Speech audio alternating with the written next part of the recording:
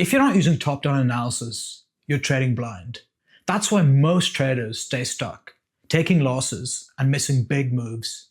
Top-down analysis gives you clarity, direction, and high probability trades before you even think about entries.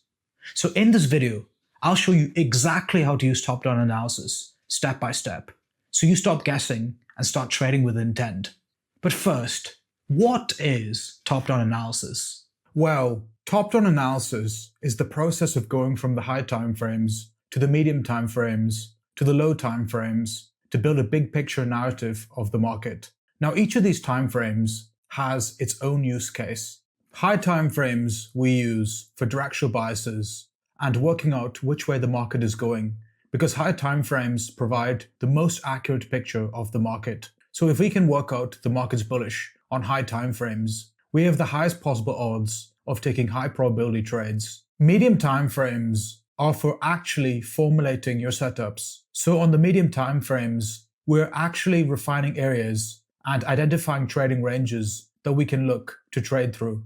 And the low timeframe is for actually applying our entry models and getting the entries to our positions. So setting up our entry, our stop loss, getting confirmations, working out exactly where our target's going to be. Each of the timeframes from high, medium to low has its own use. Now, another thing is this is all relative. The markets work in a fractal nature. And what this means is the same patterns are going to be seen on the high timeframes and the low timeframes. So whether you're looking at the weekly or the daily chart, you're going to see the same stuff. You're going to see the same kind of trends and patterns. Markets are fractal when you view them from a price action perspective. So there's a level of relativity in what we call a high, medium, or low time frame. We can actually use top-down analysis across any pairing of timeframes. Whether we're day trading or swing trading, it all works the same. And that means we need to consider something called timeframe relevancy. So when I talk about timeframe relevancy, and basically suggesting that we should look to pair the timeframes we're working with logically, that means that we shouldn't go from the weekly to the 15-minute because there's a huge gap in between. And what we see on the weekly could be a bullish trend, but the 15-minute trend could be a totally different, refined, bearish trend. And there's no real use of putting these two timeframes together. Now instead, we should look to follow a process like this, where we look at the weekly, the daily, the 4-hour, and the 1-hour, because these timeframes are all closely aligned, which means what we see on the weekly will correlate into what we see on the daily. What we see on the daily will correlate into the 4-hour, and the 4-hour will correlate into the 1-hour, for actually getting the entries with that bigger picture in mind. So you can actually build timeframe pairings for any sector of trading, whether you're scalping the very low timeframes or you're swing trading entirely. But you just need to follow this very good rule.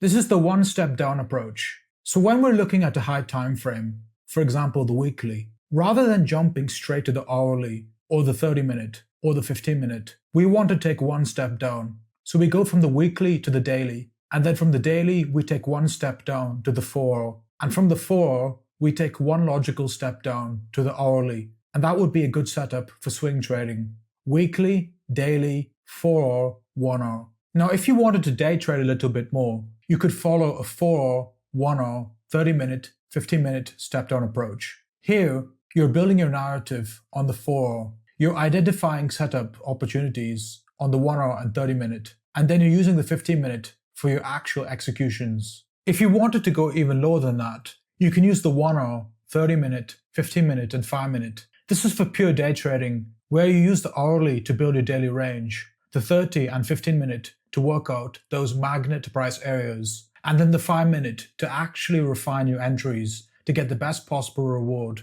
out of the positions you take. So now let's go to the charts, and I'm going to break down a top-down strategy. We're going to look at the weekly, daily, 4-hour, 1-hour, and I'll show you exactly how we actually apply this to the markets to get better trades. Now I want you to be aware that top-down analysis will work with any style of trading. Whether you're trading chart patterns, trend lines, break and retests of support and resistance levels, or you're trading smart money concepts with supply and demand, liquidity, and so on. It doesn't matter which style of trading you're using, but in this video, I'm going to be using supply and demand focus. So I'm going to run you through just a few things. So if you haven't seen them before, you have a better understanding of them when I'm explaining them in the video. So the first thing you're going to see is a demand zone. This is an area of consolidation before a large move up. The theory here is when the market comes back to a demand zone, we buy. Next is a supply zone. Same concept, a consolidation before a big down move. When the market comes back to supply zones, we sell. You will also hear me talk about imbalances. Now, an imbalance is simply an open price range. So look at these two large areas. There's no wicks, there's no retests. They are open price ranges. These are imbalances. Then we have structure. I view the market as higher highs and higher lows in uptrends and lower lows and lower highs in downtrends. So keep in mind, when I mention structure, that's what I'm talking about. And finally, liquidity. This is areas where there's a lot of orders, but for reference in this video, when I mention liquidity, I'm talking about equal high or equal low areas where the market has essentially formed a support or resistance. And when we see this, I expect the market to sweep it. So without further ado, let's get back to the video. The first step in the top-down analysis process is to use the weekly time frame. And the weekly, as we said before, is for building directional biases and also identifying potential magnet areas for price that the market could be pulled into. Now, when we're looking at the weekly, because it's so high time frame, we don't want to look at it zoomed out like this. Because if we identify a potential trade opportunity like this, it's going to take months or maybe even years to play out. So it makes more sense for us to focus on just the near-term range on the weekly. All we want to do is find out where the market's likely to go over the next 1, 2, or 3 weeks. So we can immediately see that the market is trending up. We have these higher highs and higher lows consistently forming, but we've just had a potential change in the trend. So with this potential change in the trend, it's possible then that the market could maybe shift bearish, which as of right now doesn't really matter to us too much. But this builds a first picture as to kind of identifying the magnet areas. So if we know this market is potentially starting a reversal on a weekly, well, we know then it's likely to sell from an open supply. So we have this supply zone here with a small imbalance, which simply means that the market hasn't retested this yet. So I would expect this to act as a magnet for price. So we could say, before the market sells, it's likely that it actually makes a push up into here. Now below that we have as well a demand zone here on the weekly, just there, which is just about being retested by this wick. And now we have a range down here that we could potentially be working with. So we could either see the market come deeper into this range before moving up, or we could see the market push away from this range pretty much immediately. Then we have a range up here, which is going to act as a magnet for price. And we know that we basically have two working ranges at this point from the weekly. We have an area we could react from for a buy. We have an area we could react from a sell. And then the area within this is actually the trading range that we're interested in looking at. So just by looking at the weekly now, we've built two areas the market is likely to react from or go into. So this kind of builds the first picture, which obviously if we didn't look at the weekly, we could miss these kind of things. We could be immediately looking to sell all the way down when we haven't retested this area yet. There's a lot of things that we could miss if we didn't look at the weekly here. So now we're going to go to the daily time frame and we can actually refine things a little bit and start to build a better picture here. So from a daily perspective, we can refine this demand zone into this daily demand. So this is actually still being retested, which is a good sign for potentially going long from where we are. In terms of the supply, the daily is not giving us a massive amount more information at this point. So what I would do really with the market like this, that's not providing too much more information on the daily to the weekly, is drop down to the 4-hour. So this is where we want to kind of identify any lower time frame opportunities and actually start to find our trades. So on the 4-hour here, what we can start to do here is refine the areas. First of all, for the supply, we could refine down to the extreme zone, which for reference, an extreme zone is the furthest zone from price at the top or bottom of a price move. So here we have a supply zone. We had a push away, a pullback, and a retest of that supply zone. Then we had a push away, and there has not been any retest of this supply zone just yet. So this would become the extreme zone, which would act as the core magnet area for price if we were looking for buys. So now we have this narrative where we have this area that could be targeted instead. And this is where the lower time frame refinements come in very handy. But what we can also see below is that we have an imbalanced extreme just down here. So we are still trading within an imbalanced range just now on the sell side, right? So as you can see, just to explain that to you, this area here has imbalance left open, which pretty much just means there's open price. If you don't know what an imbalance is, and generally when we see open price, it's going to be filled. Now another thing I can see here on the 4, which leads me to something interesting, is we have these relative equal lows. So we've got what looks like a kind of support floor. Now for my trading systems and the way that I trade, when I see liquidity, I'm expecting it to be taken out at some point. And that's what these relative equal lows are. They are an area of liquidity. So now on the 4 perspective, we have a slightly different picture. On the weekly, we are looking for a potential continuation towards that weekly zone. The daily didn't give us too much more information, but now that we're on the 4, we've been able to refine the supply and say that, okay, if the market goes up, it's likely to go up to here. But we've also found that there's still open space below that we could trade through.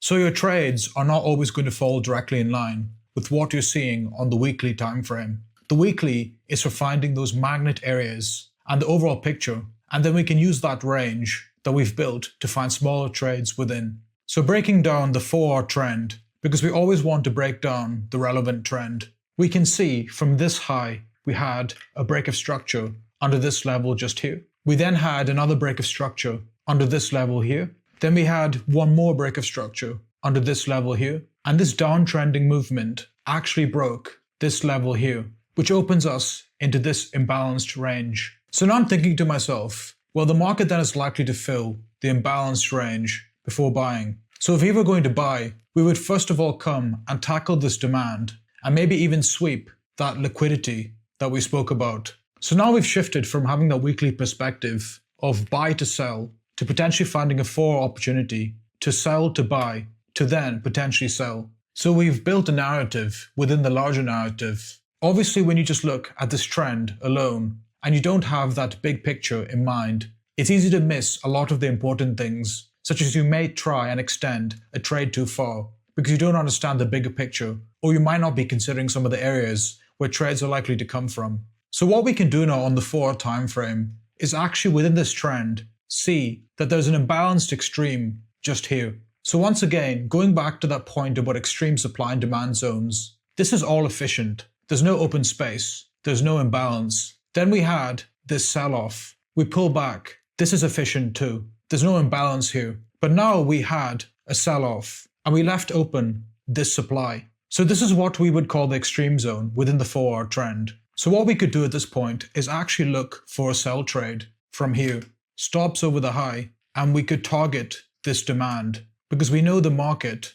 is trending down on the 4-hour and the big picture narrative tells us we can potentially buy. But first of all, we need to come and fill some of this area to fill the imbalance before buys become viable. So trade number 1 that we could look at immediately would be a sell from this area to target that demand. And then we will lead into that. And as you can see, we've then had a sell down, which would provide us with the trade opportunity. So now we could look for buying opportunities in line with this trend.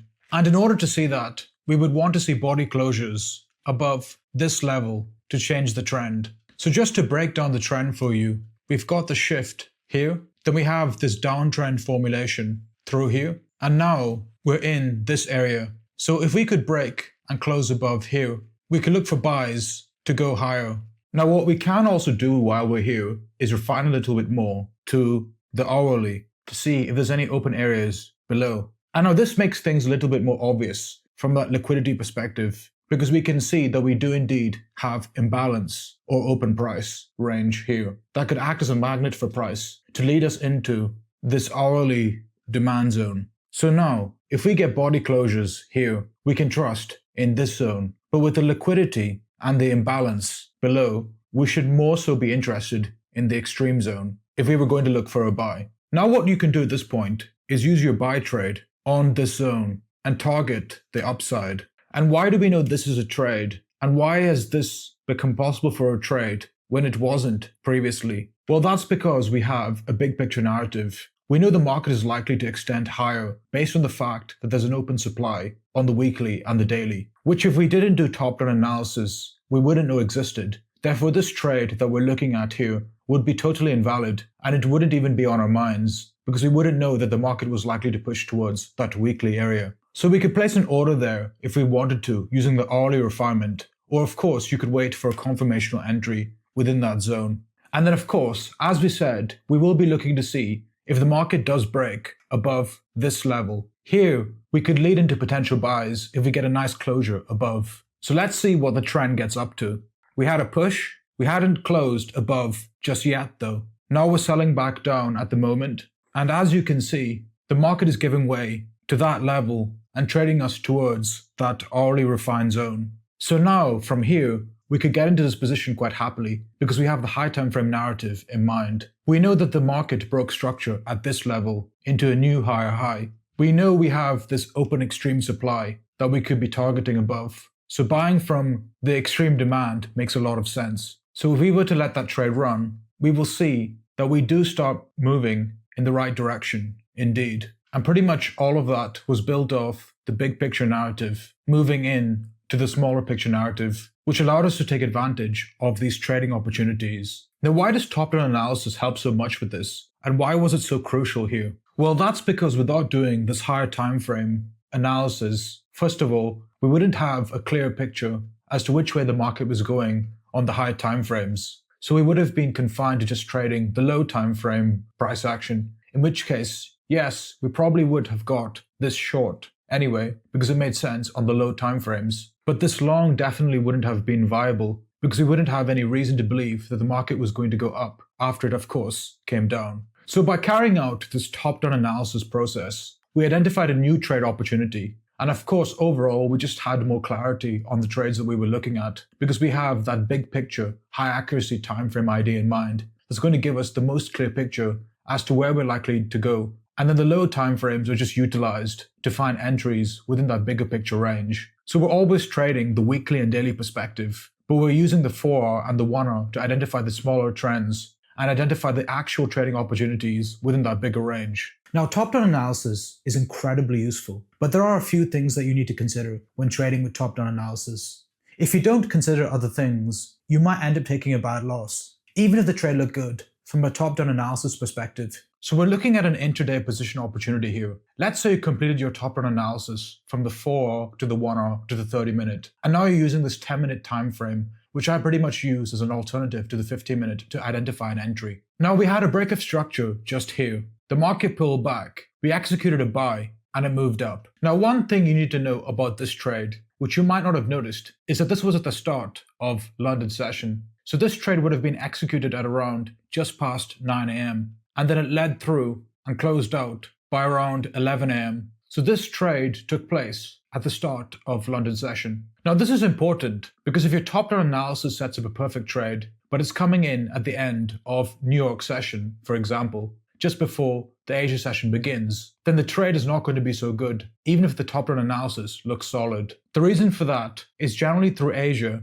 we see markets ranging sideways, and this is most relevant for pairs like Euro USD, GBP USD, USD CAD, all of the Europe and America-based currencies. So if your top-down analysis aligns with the session, for example, the start of London session or the start of New York session, then you are in for a very high probability position because you paired the high timeframe narrative with the lower timeframe picture, and also you have session timing on your side. Now, if you've set up a top-down analysis picture and it looks really good, but it's prepped your setup at the start of Asia session or at the end of New York session or something, then you're going to be set up with a position that might look good, but the timing is off. And timing is a very crucial element because with timing comes volume. So for this kind of position in London, we know around the London Open, we're going to get a push of volume because many people are actively trading. We see this happen a lot, as you can see here. Start of London, push of volume. Start of London, push of volume. So if your top-down analysis aligned with the start of a high volume session like London or New York, then you would be in for a good position. But you need to make sure that your top-down analysis isn't aligning with out-of-session trades, because everything could look good from a top-down picture, but if your trade is going to be opened at 9 p.m. and it's an intraday position, it's not one that you should really be taking because you're not going to have the volume on your side. Therefore, even if the analysis looks solid, the probability of the trade working is much lower. Another time-based element that comes into optimizing your top-down analysis is economic data. The markets are driven by supply and demand, based around the economic conditions of specific currencies. So the data that we get in terms of interest rates, inflation rates, and employment rates all have a big bearing on what price is going to do. So it's important that when you're doing a top-down analysis, it's not going to line up with you taking a trade into a big important piece of data. So to look at data, what we can do is use something like FX Street. There's a bunch of different platforms out there, like Forex Factory, that you can use to actually get an insight into the economic data that's coming up. And when we're trading, we want to make sure we're not trading through this red folder data. For example, today we have CPI data from the Eurozone. We wouldn't want to trade the Euro through this because that is going to be rather dangerous for us. And what it can do is actually shoot our trades off. And it's not just going to result in a normal loss, but it can actually result in an oversized loss because you're going to run into something we call slippage, which is where the market goes further than your stop loss because there's no one to fill the trade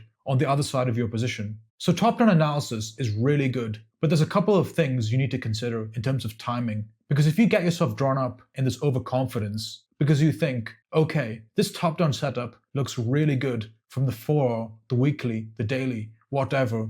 If you think it looks really good and it's an unstoppable trade, there are still things that can interfere with it, such as the time of day that you take the position, whether you're in or out of session. And also this data can have a really bad impact on your results because data can totally override a technical setup, even if it looks perfect. Right now, I'm going to give you 3 important tips to optimize your use of top-down analysis. The first one is to use the weekly and the daily to get big picture views of the market, even if you are a low time frame trader. This is because you're going to see things that'll save you from a lot of losses and also set you up with the whole week or more of day trades, just by understanding the high time frame bias, which you wouldn't if you didn't look bigger than the 4-hour or 1-hour, for example. So if we were day traders, we were looking at this market on the 4-hour, we would pretty much be directly looking to sell. The market is definitely in the downtrend. Our opportunities would be just focused on continuing to sell. And if we didn't look at the higher time frames, we wouldn't know if there was any conflict as to actually the areas the market might reverse from. So we would just be continuing to sell, which from a low time frame perspective doesn't look like a bad idea. But when we jump to the high time frames, you'll see why this is dangerous. So here we've jumped up to the weekly, and the weekly's presented us with something. So what we've actually got on the weekly is a demand zone just here in the trend. And we can also see that we've got an open imbalanced supply zone above right in the extreme of this weekly move. So what we've just learned simply by looking at the weekly very quickly is that we're in a potential area of reversal, even though it looks really good for selling. And we have a potential higher time frame area that we could target, which is above. So if we were looking at the 4-hour and the 1-hour alone, and we were trying to continue to sell, well, we would have been victim to conflict. Because if you look at what the market did the following week, we had just a nice drive to the upside, which traded us towards that area. And this took around 2 to 3 weeks, I believe. Yeah, 3 weeks. And we actually pushed all the way up. Now, if you looked at this weekly time frame, even if you were day trading, you could have shifted your bias pretty quickly. And rather than trying to continue selling all the way down without being aware that this demand zone even existed, you'd have been at a point where you thought, okay, the market is currently bearish, but we are in a potential reversal area. So what I'll do instead of just blindly selling is see if we get a reversal, and if we do, we can actually change bias and go the other way. Obviously, when we look at this trend from an hourly perspective, from where we looked at it previously, any trade you took since that point on the sell side would have been a loss. However, by zooming out and seeing that weekly perspective, you could have instead refrained from selling and then started buying instead, providing you with 3 weeks worth of bullish day trades, as opposed to just kind of marrying that short bias and hoping that it's going to reverse. The second tip for optimizing top-down analysis is trend relevancy. Now you need to listen to this one. This is where so many people go wrong. And this leads to people failing in trading for absolutely ages when they don't need to. So in this example, we have a 4-hour supply zone. Forget about the context. Let's just say you had a concept to sell from this supply zone to target lower prices or whatever. Now, when we trade into this 4-hour supply zone, people look for a change of character or a break of structure to sell. So they think if they can see that reversal in the trend, that is going to confirm downside for them. That's true to a degree, but where people go wrong is they totally forget about trend relevancy, or they don't even know about it. So if we want to see the 4-hour trend reverse, well, we need to see the 4-hour trend reverse, meaning we can't go looking within the price action up here for a 1-minute or 5-minute reversal and then trust this for a sell and get angry when we lose. Because when we look at the 4-hour here, we are quite obviously pushing bullish in an uptrend. So if we try and sell here on the 5-minute or 1-minute perspective, that makes no difference to this higher time frame trend. We can easily just get whipsawed out of this position because we're trusting the low time frame over the high time frame, and we know the high time frames are always going to be more accurate. So what you would want to see to confirm a real trend reversal here on the 4 would be, well, at least this low to break. More than likely, this low to break. Because what we're looking at here is the actual 4-hour structural shift of the market. Now, if the 4-hour structure starts to break, then we can start taking short positions because we know the trend is agreeing with us. But here's what most people will do instead. They will go on the 5-minute or the 1-minute and they will see the small break in the trend here. And they will say, okay, we've had a break in the structure, so I can sell from this supply. So then people would place a sell here, and then they would look to extend it really far. And now, while you might be able to run this trade down a little bit for an intraday position from here down to the open imbalanced demand, for example, what you shouldn't be doing is trying to extend this trade really far, thinking that this indicates a confirmed reversal. Because yes, the 5-minute structure has changed, but the 4-hour structure is still incredibly bullish. If we go back to the 4-hour, clean the chart up a little bit, and then let it run forward, you're going to see that there was no change in the trend, and instead, the market just kept going bullish. So by failing to consider that trend relevancy and the time frame relevancy of where you're looking for reversals, you would easily take a loss here.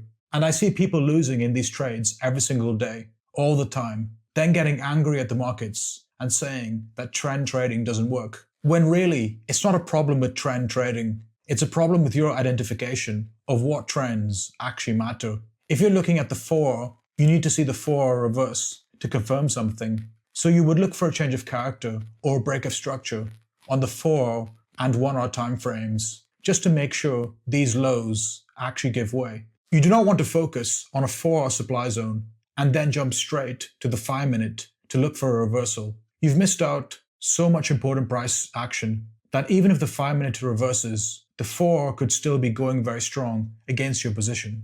So the next tip for optimizing your top-down analysis is to look to the left. Now, this is a very easy thing to do, but it will give you a new perspective of very important things when you're trading. So a student of mine, when they were learning, they took a trade just here. So they were looking for a buy trade after this break of structure. So I believe the buy was somewhere down here, and they were looking for a buy from here. Now this is when they were doing some back testing, and I ran them through this and helped them with this problem. So they were looking for a buy when the market came down to this level. However, you will see that is not what happened. Instead, the market sold all the way through. And the problem that this student had at this point was that they didn't have enough context on the bigger picture. They hadn't looked over to the left of the chart, and they hadn't seen something quite obvious. Now that's a big risk when you don't do top-down analysis. You're kind of ignorant to the bigger picture, and you're going to miss these big areas that are likely to validate or invalidate trades. So what we're going to do is jump to the daily time frame, and we're going to look to the left. So on that lower time frame, the 4-hour,